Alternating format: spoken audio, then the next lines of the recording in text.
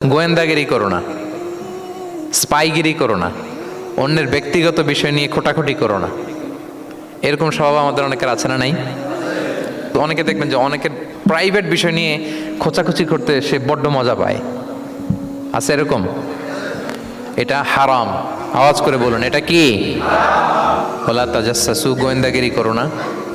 Everyone has personal space and no one should interfere someone's personal space. কেউ কারো personal স্পেসে interfere করা যাবে না। প্রত্যেকের একটা প্রাইভেট এরিয়া আছে, প্রাইভেসি আছে। দেখেন ইসলাম প্রাইভেসিকে কত গুরুত্ব দেয়। প্রত্যেকের প্রাইভেসিকে ইসলাম কত গুরুত্ব দেয়। কারো প্রাইভেসির মধ্যে ইন্টারফেয়ার করা এটা ইসলাম পছন্দ করে না। এজন্য খবরদার, কারো ব্যক্তিগত কোনো ইস্যু নিয়ে আমরা নাক গলাতে পারবো না। কারো মোবাইল ধরে মোবাইলের গ্যালারি চেক করা, কারো ইনবক্স চেক করা, কাউকে না বলে কারো চিঠি পড়ে ফেলা, উকি মারা, আড়ি পাতা, এগুলো হারাম। এগুলো কি? তো এরকম সব আমাদের আছে না নাই?